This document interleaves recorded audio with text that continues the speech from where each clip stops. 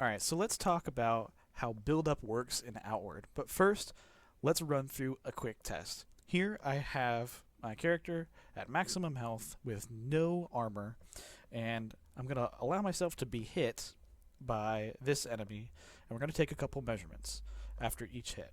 So I'm going to let him hit me the first time, and then I'll quickly check my health levels, and then I'm going to let him hit me a second time.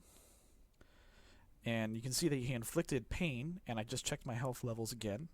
Unfortunately, I aggroed some stuff. Now, a third check. So, let's discuss what actually happened here. What the bird was doing to me, aside from damage, which per hit is 18 physical damage. If you notice on the bottom left corner, the status is this little icon means that I was also inflicted with this status effect, which reduces physical resistance by 25%. So this only occurs after the second hit. And this is due to build-up. Now, build-up is basically a way of accumulating a status effect. Not all status effects will be instant from a weapon, for example. We can kind of guess that it's slightly more than 50% buildup for the Pearl Bird's attack on my character, because there is a cooldown, like it falls by 3% per second, and there was a little bit of time. So it's probably, let's say, 66% buildup per hit from the Pearl Bird. So the second one brought, above 100%, which then applied the status effect. But there's a couple of key things to note here. This is an on-hit effect, and it registers, when you actually perform a hit. But there are also other things that are occurring when you hit an enemy, namely applying damage. So what's the catch for this is that in certain cases, we want to know what's actually happening first on each hit. Is the build-up's effect being applied, or is the damage being applied first? Now, we can determine this by looking at the overall damage that was taken. If you pause the video, I know that the dogs got in the way, but there's a short period of time where you can actually see where the health was. I recorded this, and some notes are right here. The first hit, health went down by 18, which makes perfect sense because that's exactly what the Pearl Bird does. The second hit also went down by 18, and that's also when pain was applied. And then the third hit, health went down by 22. And this makes perfect sense because, 25% more damage on top of 18 is roughly 22. So this makes perfect sense if pain was applied. But the real question is about the second hit. The second hit delivers two things. It delivers damage, and it delivers the status effect, because the buildup has reached its equal than or greater than 100% value. So I mocked up a couple things in code here. We create an enemy, and then we have this on-hit event. It's not actually an event. This is just a method that we're using for an example here. This is it's workable code, but it's not pretty. So what I'm going to show you is we create a target. We give it roughly the same stats for the second hit, 64.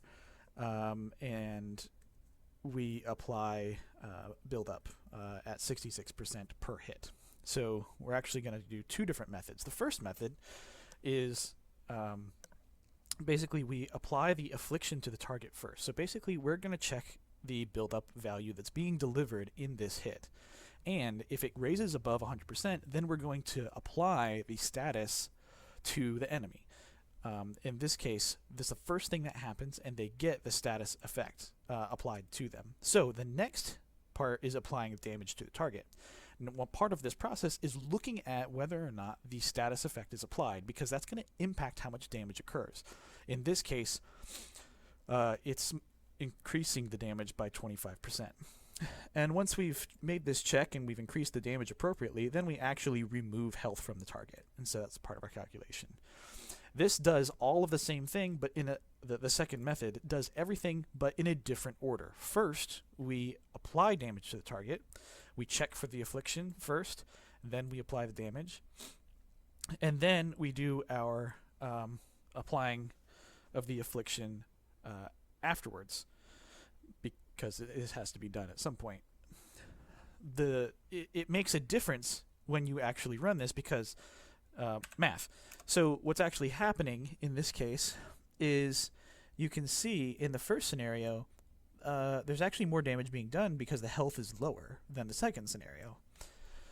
And this is going to matter in some cases for examples like the Chimera Pistol. The Chimera Pistol inflicts elemental vulnerability. And elemental vulnerability, just every resistance is reduced. So, but this also has 100% buildup. So your very first shot is going to inflict this condition on your enemy. But you're not going to get the benefit of it and I'll explain why. So let's say, for instance, you have applied Frost Bullet.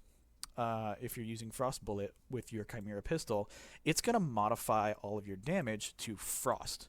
And since this would seemingly be a good thing because you are going to be reducing the effectiveness of your enemy's resistances by 25%. However, because we have determined through that previous test that the buildup is being applied after we do the damage calculation, you're not going to see the effects of the condition that your enemy has, elemental vulnerability, on the very first shot of your Chimera Pistol if you're using Frost Bullet Imbue, because the damage is calculated first and then the buildup is applied. Even though it all happens on the same hit, there's really no value.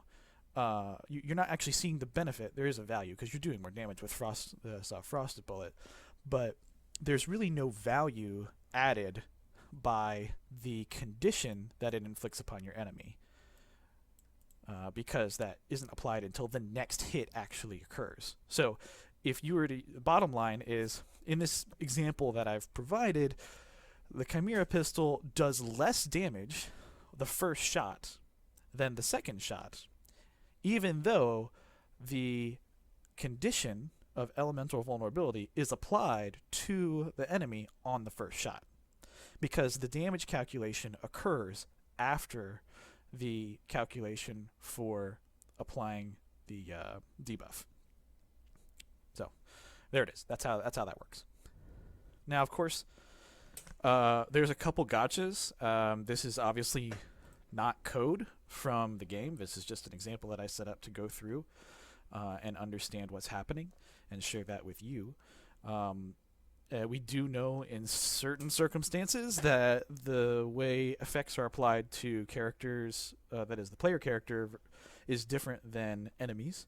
So it's possible that the game developers decided to alter how that works when you're delivering damage rather than receiving it, which would invalidate the tests at the beginning of this video. So more testing could be done to kind of discern how that works, but at least you know how damage is delivered to the player rather than to an enemy. And we can make an assumption that it probably works the same way.